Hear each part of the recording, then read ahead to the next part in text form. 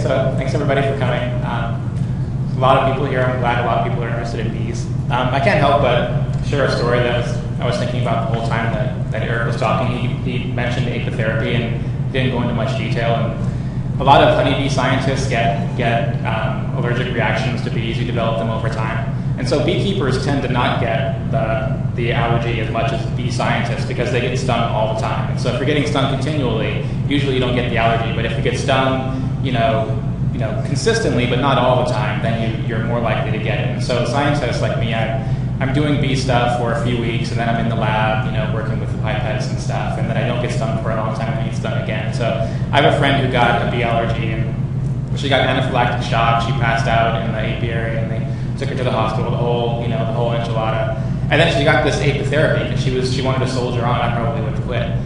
But she wanted to soldier on, and so we went with her to get this. And so it's just what Eric said. They start with a very small dose of the venom, and they give it to you in a shot, and then they build up to one sting's worth of venom, and then you're cured. But what they actually do is, so if you have this, if you're allergic, you go through the anaphylactic shock every time that you get this shot. And so she was sitting there, and the nurse came over, and they gave her the shot, and she started to sweat profusely. She broke out in hives, and then she had her hand up and called the nurse. Is this normal? I feel like I'm going to die. And then the nurse looked at her. It's fine. We're watching you. And that's how it goes. So she was sitting there terrified for an hour, and so it builds up to a crescendo of horribleness. And then it starts to level out, and she had to do this 10 times every single day, sitting there going through this, and the doctors are monitoring to see, is it too much? Do we have to step in and make sure you don't die? It's horrible, and so I don't know what I would do if that happened to me. So in the program it says I'm going to talk about how bees make honey and what they do with it when we don't steal it. I'm actually going to forego the second thing, because I think the first part's much more interesting and the second part's not so fascinating. They eat the honey. They eat it in lots of different ways. They put it to lots of uses. So there's a lot of interesting stuff there. But I think their communication and how they talk to each other is the more fascinating part. So I'm gonna focus on that. So first, before I get to the specifics of how they make honey and how they cooperate to do that, I want to give you a little bit of background about how a honeybee colony works and how it's organized and who does what, and sort of the overview of what's going on in a bee nest. And then I'll talk about who within that overall structure cooperates to make honey.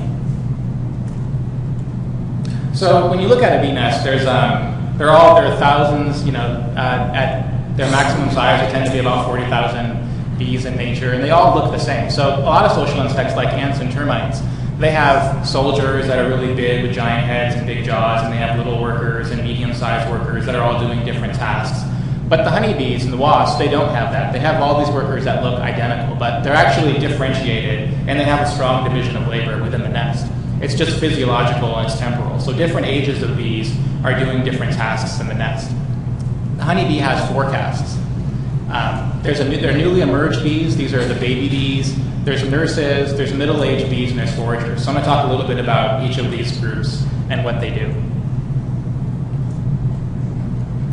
So before I get to the specifics of what bees do, I think it's good to sort of talk in general terms about what I mean by these castes and how they're organized. In science, we tend to have a lot of fancy terminology that sometimes is necessary and sometimes isn't necessary. And so if you say that the bees have, so the technical term for this is polyphenism. What it means is that the bees go through puberty 4 times. And so it's exactly the same sort of biology that underlies these transitions, that underlies our changes that occur at puberty. When we're young, we have certain hormonal titers. Some hormones are at low levels and some are at high levels, and that leads to us having a certain physiology and certain behavioral patterns. Then we reach a certain age and our hormonal titers change. We develop secondary sexual characteristics. Our behavior changes. We're interested in things we weren't interested in before. So the bees do this too, but they do it 4 times, and it's exactly the same sort of process. Each time they go through one of these transitions and they transition into a new task, their hormonal titers change and their body re-specializes itself for their new tasks. And so I just have one example here. And so the bees have these different glands all throughout their body, and the glands are specialized for different tasks depending on what they're doing. So one of these is called the hypopharyngeal gland. It's a big gland in their mouth that they use to secrete brood food when they're young. And so you can kind of see here that this gland is at its maximum size when they're in this age range, and this is the nursing age range. So before that, it's really small, and then when they transition out of this caste, it drops in size really quickly. Concurrent with this drop in size, there's an increase in the invertase content. So invertase is an enzyme that converts nectar into honey. It basically modifies the sugar concentration in the nectar and makes it more stable over time. And so when the bees are secreting brood food, they're not making any of this invertase. But then when they stop secreting the brood food, then they turn on this other function. They start, because the middle-aged bees are processing nectar into honey. And so depending on what the bee is doing, this is just one gland, but there's glands all throughout the body. And so this is happening, in many different tissues throughout the bee's body every time they make one of these transitions. And then there are hormonal changes. They don't have testosterone and estrogen like we have, but they have sort of insect equivalents. They have like a juvenile hormone and a bunch of other hormones that are specific to insects, but which serve the same purpose as our hormones. So I just want to run through the four groups and what they do. So the newly emerged bees do the least. They don't do a whole lot, and these are the baby bees. And so here, this picture is of bees emerging. So this is a comb. This is comb that's closed brood, cap brood. And then this bee has just chewed its way out. That's its head. It's about to pull itself out of the comb. These two bees are chewing their way out of the comb. And so when a bee first emerges, when it chews its way out of the comb, its skin, its cuticle is soft. It hasn't hardened yet. Its flight muscles aren't mature yet. All of its physiology is still immature. And so the bee is still maturing. And it doesn't really complete, its development until about 3 days. And so the first few days of a bee's life, it doesn't really do much of anything except eat pollen, stand around, and continue development. The one task that it does do is it cleans cells. And so they tend to stay in this brood zone. So this is a honeybee nest. There's a lot of honey at the top, and then there's a big brood zone at the bottom. And the brood zone is a lot warmer than the honey zone. And so they can continue development faster if they stay in here. So basically they stand around in here, they clean cells, and they eat a lot, and they don't do a whole lot. They're kind of like our kids. They have a few chores, but they're not really required to work as hard as the other bees. So their first real job is to be a nurse bee. So the nurse bees, they have a physiology that's specialized for feeding the young, and they also feed the queen. So this is a nurse bee on some comb with larvae. So the big fat larvae are older, they require more feeding. The little small ones require less feeding. And so the nurses, they go around, they inspect, they see who needs, how much food, and they give it to them. They also feed the queen. The queen is basically a big giant egg-laying machine. Behaviorally, she's really simple. She can't really care for herself. She can't do much of anything except lay eggs, and she doesn't really feed herself. So these nurses feed her, and then what's kind of interesting is that they feed her at a rate at which they want her to lay eggs. And so at some times of the year, she's laying a lot of eggs, and then the nurses are feeding her a lot. At other times of the year, there's not a lot of food out there, and the colony's not growing anymore. They're just trying to maintain. Then they feed her much less, and so they control her egg laying rate by how much they're feeding her. So the middle-aged bees do all the work within the nest except for the brood care. Their main tasks are they process nectar into honey. So the foragers, they collect the nectar, but they don't do anything with it in the nest. They just collect the nectar in the field, they come back, and they unload that nectar load to one of these middle-aged bees. And then the middle-aged bee turns it into honey, carries it up to the top of the nest, and unloads it in a cell, and then goes back to get a new load. And so this is some honeycomb where they filled up all these cells, and they're capping these cells. They also have to decrease the moisture content in nectar, so nectar is very high in water, and it would spoil if the bees didn't concentrate it. And so the concentrating of the nectar into honey requires a lot of labor, and these bees do that. They also they secrete the wax and they make the comb. That's their other major task. But they do a lot of minor things too. They seal cracks in the nest. They clean up the nest. If there's damage, they'll fix the damage. They guard the entrance. These are guard bees. They have this characteristic posture, this guarding posture, where they put their first two legs up. And it's one of these cool animal behaviors where the behavior looks exactly like what it is. And so they position themselves in the front in this stance, and then every time a bee lands from the field, they rush over and they inspect them. And if they like them, they let them in, and if not, they attack them. And so it's a really cool behavior to watch. So the foragers obviously are getting food. They do no work within the nest anymore. All they do is they forage during the day, and at night they go to sleep. People have shown physiologists have shown that they're actually sleeping at night by showing that their brain has a characteristic, pattern of activity that's characteristic of sleep. But they forage for nectar, they forage for pollen, these are pollen loads. They forage for water if it's hot outside, they forage for propolis if they need to seal cracks. And then most interestingly, they're the ones that produce all of these signals. They do all the dances, they do all of the communication stuff that I'm going to talk about for the rest of the talk. So in general terms, before I get to the in-depth sort of part of how they communicate, I want to give you just an overview of communication. So this is true of all the social insects, the ants, the bees, the termites, and bees. Ants, bees, wasps, termites. Those are the four major groups. And so most of their communication is chemical. These are pheromones, and they use these pheromones in lots of different contexts. So the queen signals her fertility with a queen pheromone. There's alarm pheromones that Eric talked about that the guards release that stimulates aggression and marks you for attack. There's a little flower visitation pheromone. So when a bee, there are these little glands on their feet, and when they walk around on the flower, they leave these foot marks. And then if another bee comes, it can sense those foot marks, and it knows that a bee was just here. And so there's no point visiting this flower because some other bee just got the nectar out of it. And so after the foot marks, evaporate, the timing of how long it takes to evaporate, for the foot marks to evaporate is how long the flower takes to fill back up with nectar. And so they can signal to each other that this flower has already been visited, don't bother. They have colony membership chemicals, and so every colony has a characteristic odor, and that's how bees know that this particular bee is a member of my nest and not a member of another nest. And so if a member from another nest comes on, they'll attack that bee because it smells different. And then like all animals, they have mate attraction signals. The queen has some mate attraction signals the drone uses to locate her. But these are chemicals, and they're not, unless you want to talk about the biochemistry of it and how they're synthesized and how they break down and so forth, they're not as interesting to a lot of people as at least to me, as the mechanical acoustical sort of signals, the dances. So I'm going to focus on all of these dances and what they mean and how we know, how we've learned what they mean. So first of all, there's all these different castes of bees within the nest. And the question is, who's talking to who? Do they all participate? Do they all make signals? It turns out that only the foragers are making the signals. The foragers make the signals, and all the other bees listen. So the foragers, they talk to themselves, and they talk to the middle-aged bees. It's not clear that the nurses are actually listening to any of these signals. It could be, but it seems to be that these two groups are the major groups.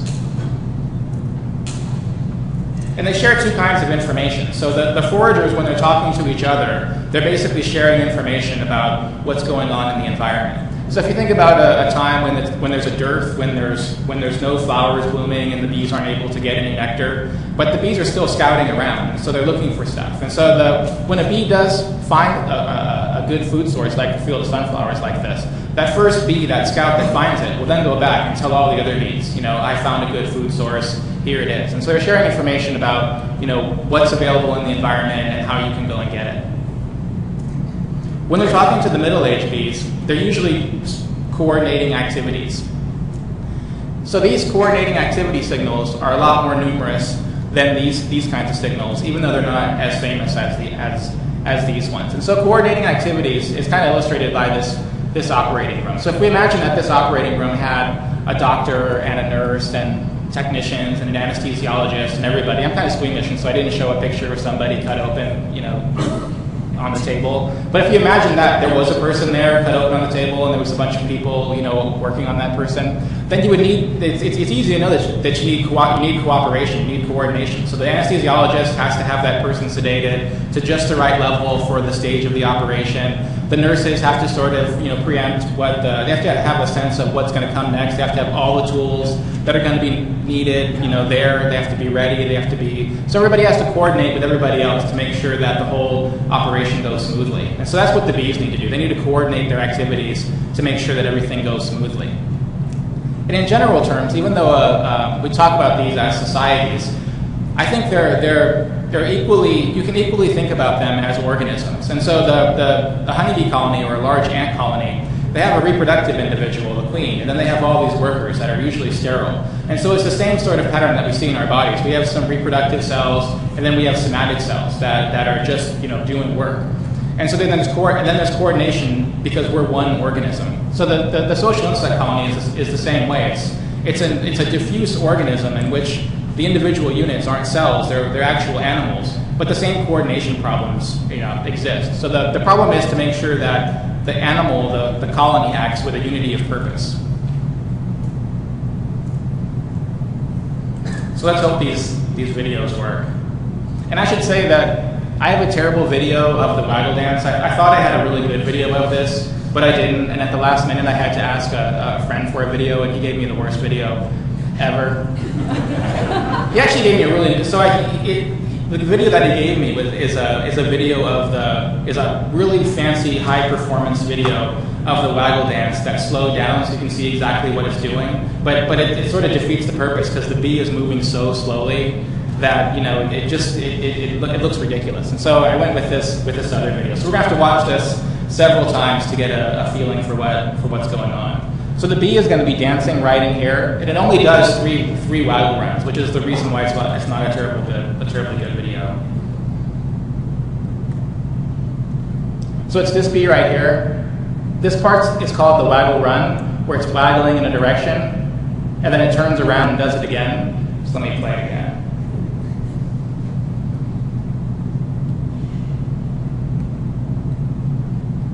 So there it is. This is the waggle run, and then it turns around and does it again. And so if we watch it one more time, you can see that there's bees that are paying attention to this dance. So you can see this bee right here is following. It's really interested in what's going on. So basically, there's a bee that's dancing. It's doing there's a bee performing the signal, which is a waggle dance. And so the bee is I tried to stop that. Anyway, it's almost done. So the bee is waggling in a direction. We call that the run. And then it turns around and does it again. And that's another run. And then there are between usually 3 to 5 bees that are following in the footsteps of the dancing bee. And those are the followers. And so if you follow these followers after they've followed one of these dances, they'll show up at the place that the bee was dancing for. So a little bit about the history of this dance. People have been studying bees and fascinated by bees for literally thousands of years. So there's quotations in Aristotle about bees and their division of labor. People have always found them fascinating because historically, honey was one of the few sources of really rich, sweet food that humans had access to. And people have always been fascinated by how they all work together and how they cooperate and so forth. And so people had seen this dance for a really long period of time. Hundreds of years ago, people already had observation hives. An observation hive is a hive that has a glass wall so that you can see what's going on inside. And people made them of glass. I think at one point someone made them one of really thin bone to see what was going on in there. So the first idea about this was that it was a dance of joy, which was a pre-evolutionary biology sort of idea. And so people knew that bees that had found a food source were likely to come back and do this dance. And so their idea was that it's celebrating having found the food with this dance of joy. We don't really believe that anymore, but it'd probably be a better world that we would live in if that was true, but it doesn't seem to be the case. So what we think about it today is that it serves to communicate food sources. And this person, Karl von Frisch, is the person who is most associated with discovering that. So this is Karl von Frisch. Usually at this point, you have a picture of somebody, smiling, looking very welcoming and accommodating. And I looked hard for a picture of von Frisch where he was smiling and looking really friendly. And I couldn't find one. Which isn't to say he's not a nice guy, because I've always heard that he was a very nice guy, but he's just a very German, man. Like he's a very serious hair doctor, professor type of person. This is actually the nicest picture. Usually he's like scowling. But he was a very famous guy before he even did the waggle dance stuff. So the first stuff that he did was bees, was on color vision. So he showed that bees can see different colors. He showed that bees can see polarized light, which is a pattern of light that in the sky that we can't see, but which bees and lots of other animals can see. So he was already really well known before, and he did a lot of stuff with memory too. That bees have really good memories for stuff, and von Frisch worked on that also. So then in the 30s, he started working on the waggle dance, maybe even a little bit before that. And he finished more or less in the 1940s. So he was working on this for a very long period of time. And so probably for two reasons. One, it was parts of the problem were very hard to solve, and so he needed to work really hard to solve the problem. But also he was just incredibly meticulous and thorough. And for two reasons. One, he was German, and they're always very meticulous and thorough. But in this case, he was even more meticulous and thorough than usual, because it's one of these things where it's so, people were really skeptical that bees could talk to each other. And so there was a huge burden of proof, because people were incredibly skeptical about this being a real thing, that bees could talk to each other. So he had to do not just, one definitive experiment, but a definitive experiment and then 15 more definitive experiments. And then even after that, there were people who still didn't buy it. And it's still being studied today. So we know what the waggle dance, we know what it means, we know how they use it, but there are a lot of people, especially in neurobiology, who are still studying how the bee's brain is wired up to send and receive this information. So it's still being worked on today at a more fine scale level. So how did von Frisch figure out the meaning of the waggle dance? So he hypothesized that the bees are telling each other the location of food sources.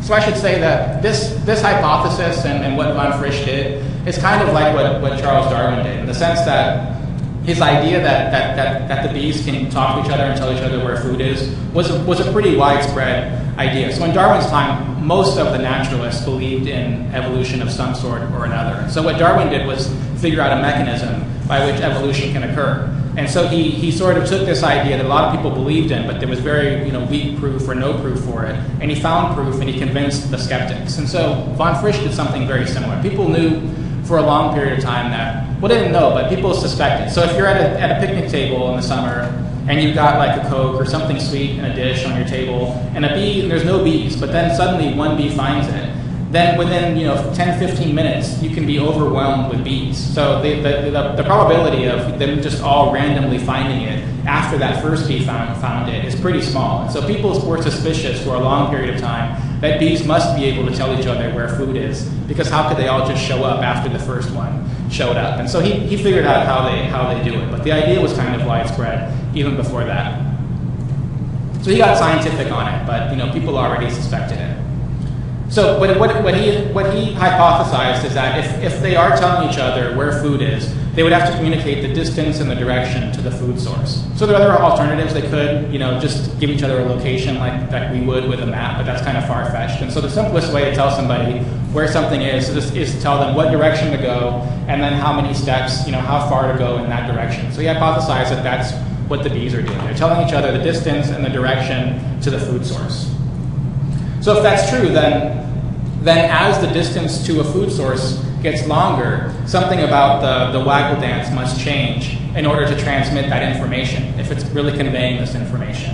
And likewise, if it's telling bees the direction, then as the direction to a food source changes, something about the waggle dance must change if it's going to convey that information. So von Frisch went about experimentally figuring out what these two things are. I should say before we get to the experiment, the methods that he used are all based on training bees to feeders. And so it's really easy to get a jar of sugar water, flip it upside down on glass that has grooves all around it. You can put some odor, some scent in the sugar water. It helps if you do that. And then you can train bees to these sources to these artificial feeders. And then when the bee is feeding right here, you can put a dab of paint on its back so that you know that this bee just visited the feeder. And then if you have an observation hive, a glass-walled hive, the person, you can have a radio walkie-talkie, and you can communicate and say, all right, I just marked this bee yellow, it's coming back. And then that person can say, all right, it just got back. And then you can figure out what it does. And so one of the things he discovered first is that if you have a very dilute sugar water, the bees, when they come back, they won't dance at all. And so right away he knows that bees are only advertising. And then if you make it very thick, very heavy syrup, then the bees will dance for the same site. And so he knows that they're only signaling very good, food resources, high quality nectars, not low quality nectars. So the first experiment that he did was the distance experiment. And so there's two variables, there's distance and direction. We want to just change one at a time. And so in this experiment, he has a nest, which is an observation hive, which is the glass-walled hive, and then he has a bunch of feeders that are spread out in this array. And they're all in the same direction, but they change, but they get farther and farther away. And so he varied from, I think, about 50 meters all the way out to about 10 kilometers. And so these were really big experiments. He was in charge of a lot of people. He was Herr Dr. von... The Germans have incredibly, elaborate titles. Herr Doctor, I can't remember his title, but it was very long. And so if you have a very long title like that, you're in charge of lots of people. And so he had a lot of people, way more people than I've ever had. And so he could put this array out 10 miles, like literally, and they went through, what if the bees, can they go over lakes, can they go over mountains, can they go around barns, and everything you can think of, he did it. But we're going to talk about the simplest version of this. And so on day one, he trains the bees to the first of these feeders, and then he marks them, with paint mark after they visit the feeder, so he knows that, these are, because there's all kinds of bees in the nest, and they're visiting other places in the environment too, so you want to just look at the ones that visited here. And so then, after he marks a bee that just visited here, it goes back and his assistant records everything about the waggle dance, how long the run is, in terms of distance, how long it took in terms of time, how quickly the bee, made the run, how many runs they made, basically every single variable you can think of about the waggle run, they record after training a bee to this first one. And then on the next day, they train the bee to the second one and do the same thing, record everything about the waggle dance. Then on the third day, they train it, and then so on and so forth, all the way out to 10 miles. And what he found is that if the waggle dance is this run, and then it turns around and does it again like we saw in the video, the run part gets longer as the distance gets greater. So it seems to be the case that the run part is what tells the bee how far away the food source is. And so hypothetically speaking, you could say that a run of 1 centimeter equals 1 mile, and 2 centimeters would equal 2 miles, that sort of thing. So then he did the opposite experiment, where he kept the distance the same, but changed the angle. And so he did this in 360 degrees. And so it's the same sort of experiment. On day one, he trains the bees to this place and records everything about the waggle dance. Then on day two, they go here, and then all the way around in a circle. And they're recording everything about the waggle dance after they train the bees to each of these locations. And what he found is that as you go around in this circle, the angle of the waggle run changes. And so the angle of the waggle run is what's telling the bee the direction to the food source. And so I'm not going to go through the further experiments, but what he found subsequently is that in the hive they're dancing vertically because they're in a tree nest on a vertical surface, and so they're dancing in this plane. And so, for example, say we have a bee that's dancing 90 degrees, and so the dance is going in this direction from vertical. They're dancing in this direction. What he found is that when they go outside, they translate that vertical reference point to the sun. And so when you go outside, you find the sun, say the sun is over there, and then the location of the food is 90 degrees from that.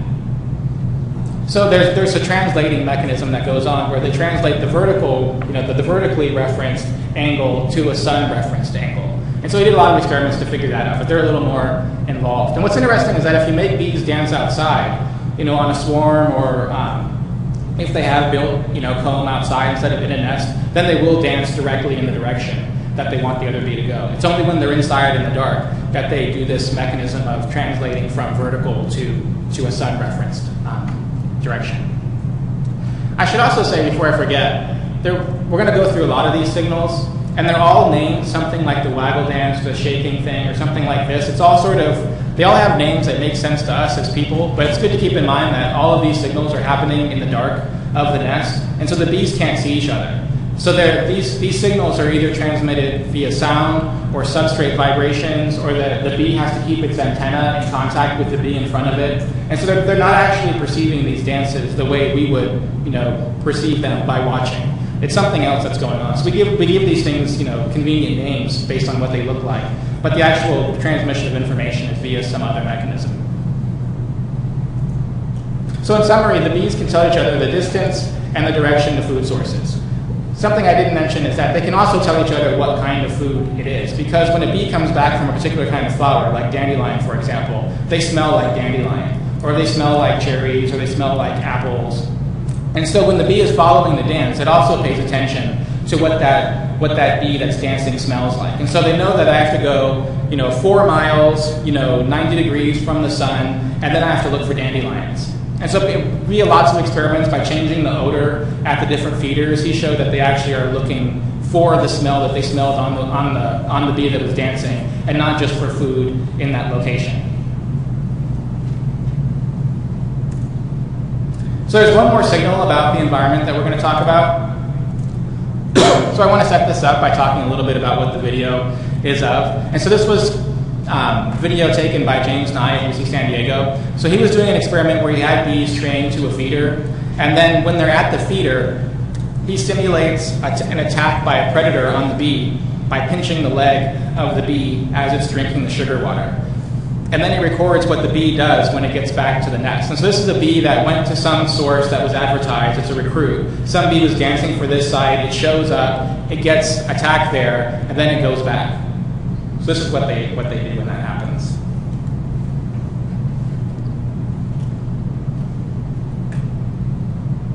Is there sound?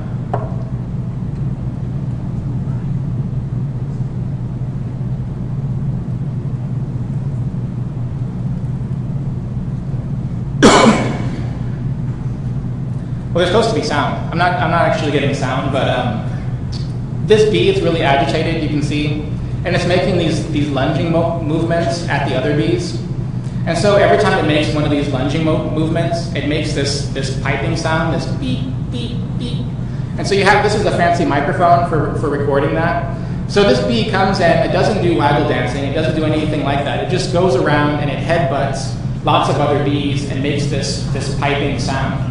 And so what James found is that although they headbutt a lot of different bees all throughout the nest, they have a strong bias for headbutting bees that are dancing from the place that they just got back from. And they can do that by the odor. So he changed the odor that was at the site that they were harassed at, and he found that when they got back, they had a strong preference for headbutting bees that also smelled like where they just got back from. So what it means is that I got beat up at that place.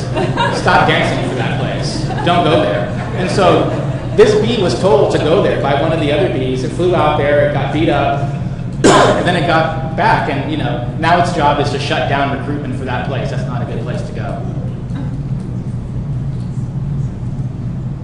So now I want to talk about the coordinating activity signals. So I'll talk a little bit about what coordination of activity is in human terms, because what the bees do is pretty similar.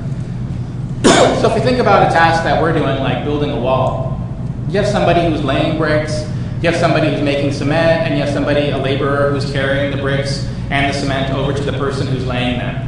And we need to coordinate these activities if we're going to make this happen in the most efficient way possible. And so there's two ways that you can kind of think about how you can do it. You can do it actively, or you can do it passively. If you're doing it actively, then what I'm calling active is when you're vocally communicating as you go what should be happening. So this is the way we usually do it. The person here will say, you're not going fast enough bringing the bricks over, go faster. Or the person, you who's making the cement, you're not going fast enough. Or if the guy who's laying the bricks has laid more bricks than we're going to lay in an entire week, then that's a wasted effort. You should go and help the person who's making cement, or you should help me lay bricks. And so you want to make sure that you have the proper amount of work allocated to each of these three tasks. Otherwise, you're wasting labor. And so this coordination of work problem is to make sure that you are maximally efficient in terms of how you're using your work resources. But if you imagine that these people hate each other and they refuse to talk to each other, they could still do it passively. So the person who's bringing the bricks over could just pay attention to whether or not there are bricks available for the person who's laying them. If there are no bricks, then they could bring more bricks. Or they could pay attention to how quickly the bricks are disappearing and then try to match that. So you could just use, but it's not as efficient as making proactive sort of signals about, you should be doing more of this or less of that. So the bees do both of these kinds of things. They tell each other beforehand, and sometimes they wait until things go wrong and then they make some corrective action. But their goal is always the same as this, to make sure that there's not wasted effort, that somebody's not bringing over way more bricks than are going to be necessary. So the three things they're trying to coordinate is the collecting of nectar, the processing of nectar into honey, and then the building of more wax to store the honey. And so if any of these get out of whack, they're not maximally efficient. So as I said, the foragers go out and they collect the nectar, but they don't process the nectar. They go out, they collect the nectar, they come back to the bottom of the nest, they unload their nectar to a middle-aged bee. That middle-aged bee turns it into honey and then puts it into comb. And so if they run out of space to store, because there's not enough wax, then the whole process shuts down. Or if there's nobody to unload, nectar to, then the foragers can't keep foraging. And if there's way too many bees here, then some of these bees should go up here and start foraging if they're going to maximize the work output. So I want to talk a little bit about how they coordinate these tasks. So the first one is called the shaking signal, and I have to apologize because I don't actually have a video of this, but I found one on YouTube, so maybe we can watch this one.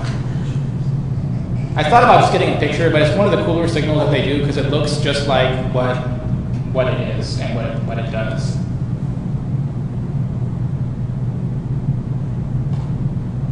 Hopefully it didn't boot me off the internet while I was talking.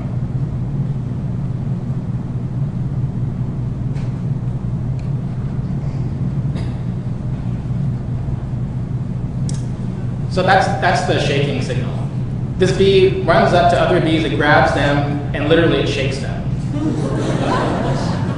So when it does this, it walks all around the nest. And so usually foragers stay at the bottom of the nest, and there they do their unloading, and they do the waggle dance. It's called the dance floor. But when they're making the shaking signal, they walk all throughout the nest. They go up to the honey storage area, they go all throughout the brood zone, they go everywhere, and they just shake bees.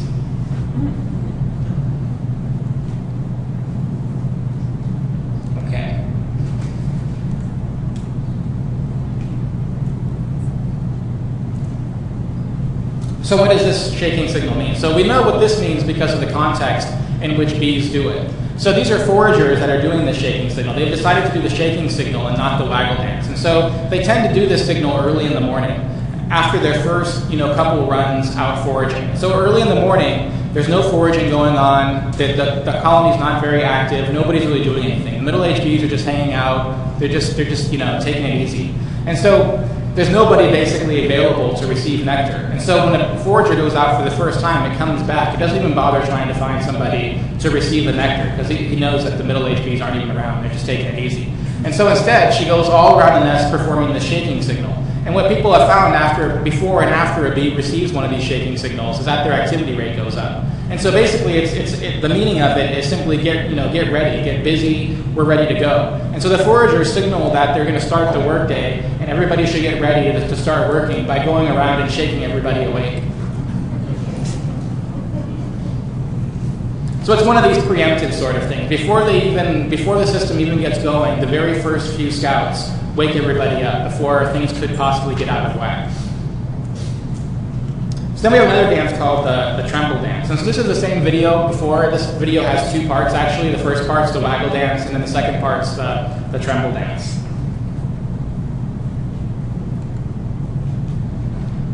So that's our waggle dancer. We'll just wait until she's finished.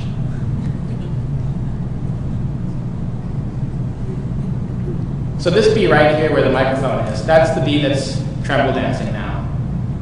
So basically it's a discombobulated, spastic waggle dance. They kind of waggle around, but they don't make a nice figure eight. They just sort of, and they do this all over the nest like they do for the shaking signal. They walk all around, trembling in that way. Let's watch it again.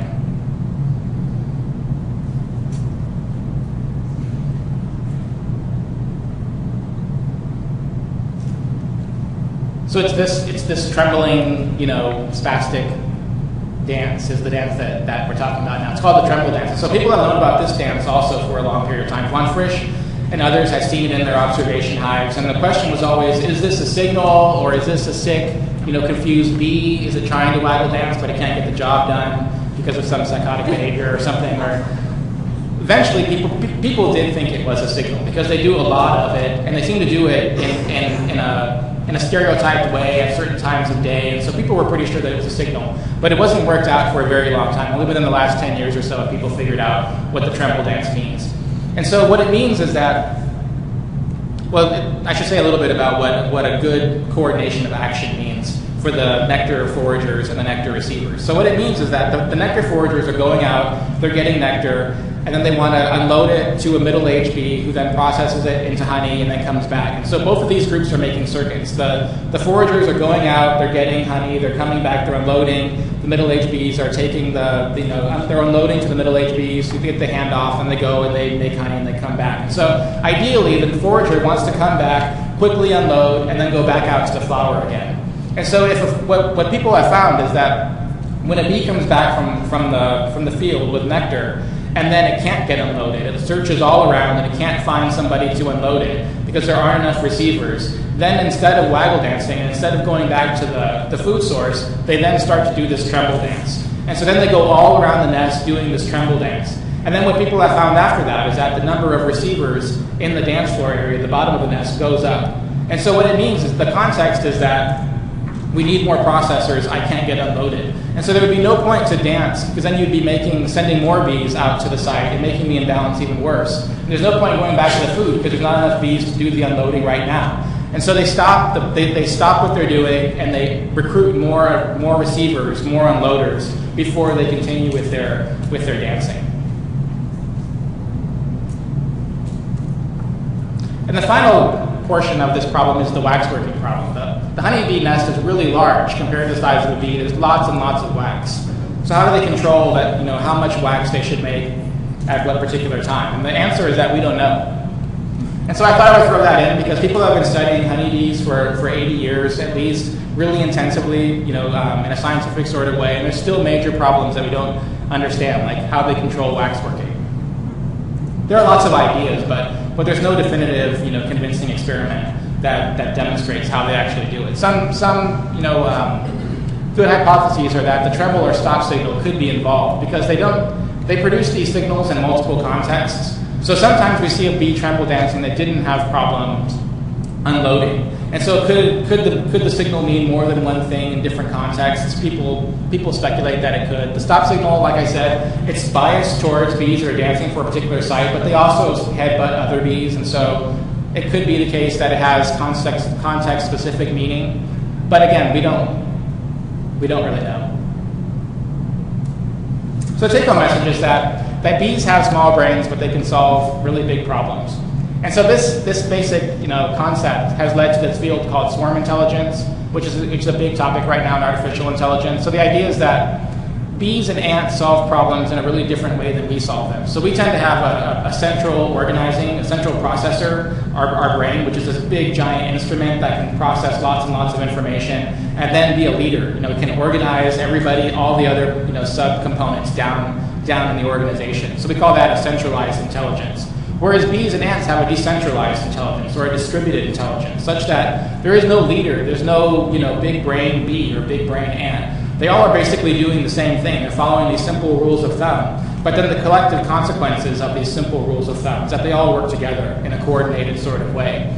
And so there are some instances in which we would like to be able to do that also. So I went to a conference that was organized by NASA. Their idea is that they want to land all kinds of little robots on the moon. And then these little robots will go out and they'll collect different substances and they'll put them in piles and they'll put them in boxes and load them onto the moonbot or whatever.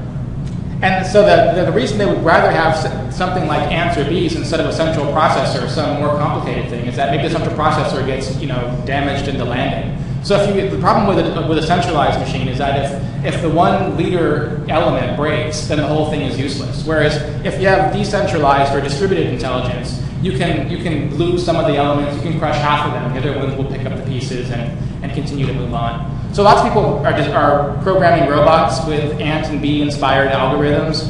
This isn't a video, it's just a snapshot of these little robots that have aggregated. And so what they can do is they can aggregate, they can follow trails, they can tell each other simple things like ants and bees do. And so the hope is that one day we'll have robots that can do the same sort of tasks that ants and bees do with very little processing capacity, very simple computers in their brains.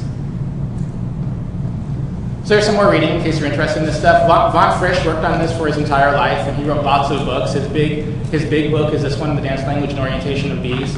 And then the person who picked up this topic when von Frisch left off Tom Seeley was my advisor at Cornell. He's written several books, and this is his most recent book. He's talking at different places around the country about this book now. It's about how bees decide where to live in the context of swarming and finding a new house. They use all these signals both in the swarming context and in the food collection process. So this other book is about how all the stuff that I talked about today basically is either from this or from other people. I did some work myself on how they coordinate in the context of food collection, but they also do lots of stuff in swarming too. So these are books that are available at bookstores. So that's what I have. Thanks.